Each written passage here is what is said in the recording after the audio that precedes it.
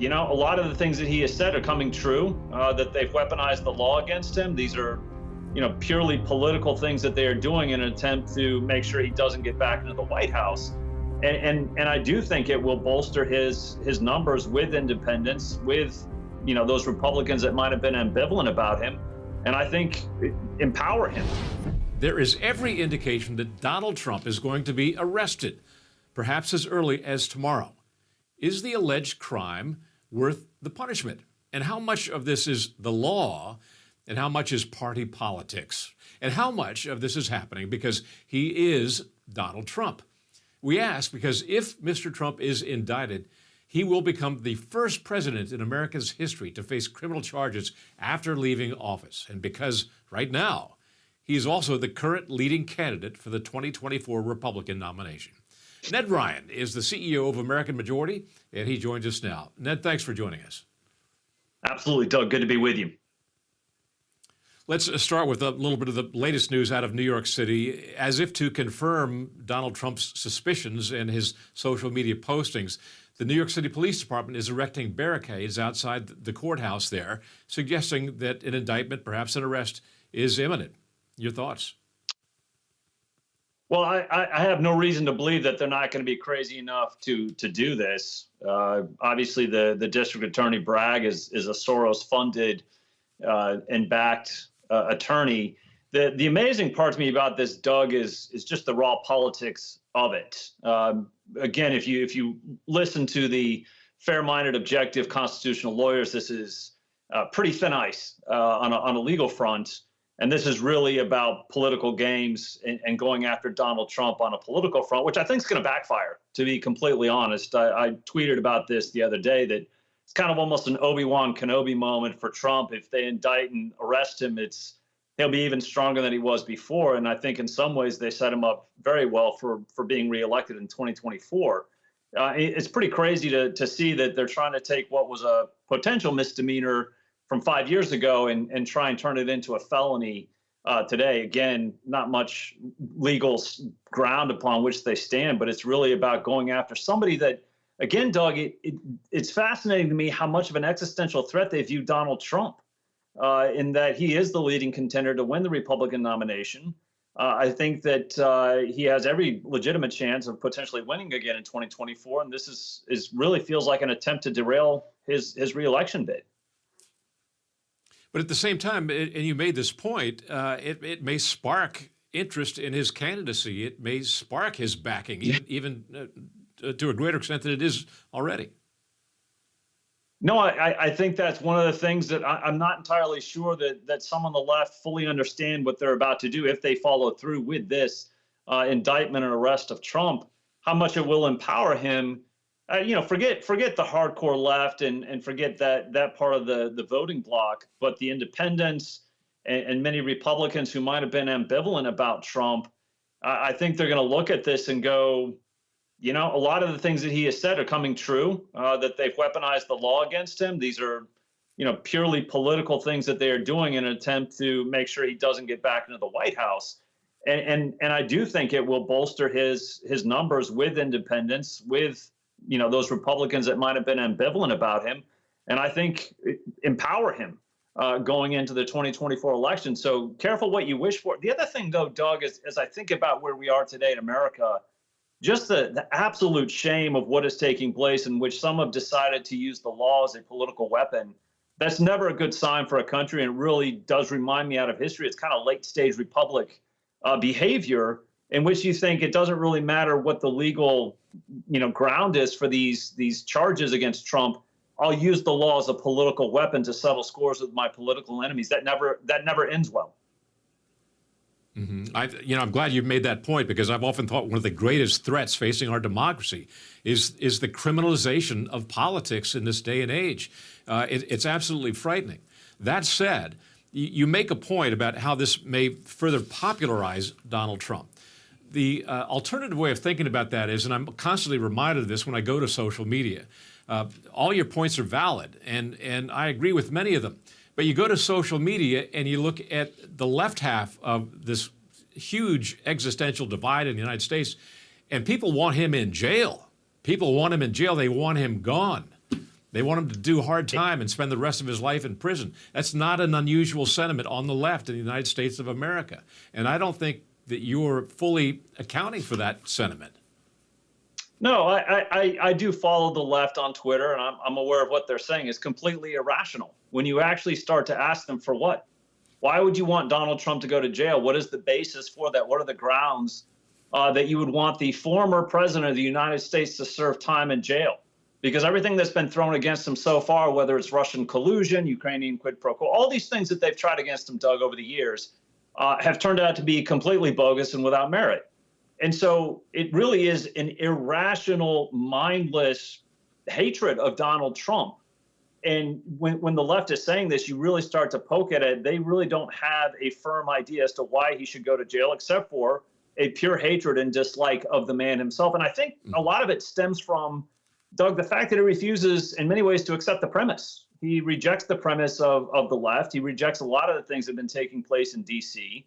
And the response to him is this visceral hatred and dislike. But there's not really, when you get to the facts and the data and the merit of it, there's not much beyond it except for the irrational behavior of it. Ned, does the former president himself fuel this fire with remarks on social media of the sort that he made, that he wants his supporters to go out to New York City and protest, even after what happened on January 6th, to many of those people who protested on his behalf? I think that would be a terrible idea, Doug. I hope that people will not do that. I think as we have seen from January 6th with people still in jail from that incident, that those protests will not turn out well. They will have the full weight of the law thrown against them, fairly or unfairly. But Doug, if you were to ask me what should be the response from the right if this were to take place, I'm an advocate of meet fire with fire. I'd like to see some red state attorney generals do some of the similar things to give the left a taste of its own medicine, and then ask ourselves, do we really want this to be the state of American politics moving forward? But until red state attorney generals start to do some of the similar things to the left, I think you're going to see more of this behavior. But just to reiterate, I think protesting in New York City by Trump supporters would be an unmitigated disaster for them. Well, this is going to evolve one way or the other. Please come back, Ned, as this thing does evolve, and whichever way it does, we'd love to hear your perspective because it's so valuable to us. Thank you very much. It began with whispers last week of a meeting between the security staff of the New York courthouse and the Secret Service that protects the former president. Then Trump himself sent out a social media message calling for protests. And now there is full-blown fear of the type of confrontation that everyone would like to avoid. Jack Brewer is joining us now. Jack, we need some words of wisdom at a time like this. What's your first thought as we look at this potential indictment, potential arrest of the former president, and what it might entail in New York City? You know, it's clearly a spiritual battle that we're facing right now. To even think of having this conversation about an arrest of a former president, you know, particularly for the reasons that they've literally created. It's really sad. It's saddening to see that we've gotten to this point, something that would cause I don't know, irreversible divide in this nation. I mean, President Trump asked for people to protest. I know the first thing that I thought when I heard this was, how can I help him? Praying for him, and the things that I know personally that I would do to go help him. I'd do anything for him, and I'd be one of the first to say, President Trump, I'm at your service. I'd probably leave my work and everything else to go support him. And I think there's a lot of people out there that feel the same way, understanding the spiritual battle that we're facing and all the things that President Trump represented to this nation, particularly for people of faith. And so I think it is truly a time that the men and women of God around our nation need to rally together in prayer, fasting and praying and calling on God for their protection over President Trump. Jack, I'm glad you mentioned that right off the top here, because New York City Mayor Adams has called for New York City to be a place for God in the face of this potential indictment, this arrest. And in that regards, also just the crime spree that we're seeing there. But I can't think of a less likely place for God to reign supreme than New York City as it now stands. That's not without the possibility of change, but it strikes to me the huge divides that we're seeing again in this country. We live in a country, as you well know, that your message, which you just said, resonates with this audience. But this audience looks up at the clear blue sky, says, yeah, it's clear blue. The sun's shining right there in the middle of the sky. That means it's daytime. The other side of the country looks at the same picture, says, no, it's midnight. That's how great the divide is, the political divide and cultural divide is in this country right now. You can't, how can you possibly find resolution to that? It's difficult. I think it's a time for us to remember sometimes the scripture that's hard to hear, the words of Christ that said, I did not come here to bring peace, but a sword, turning brothers against fathers and sisters and mothers, and being that division is in righteousness, is in sin. Which side are you going to be on? Are you going to be on the side for Christ or not? And I think we are at that point.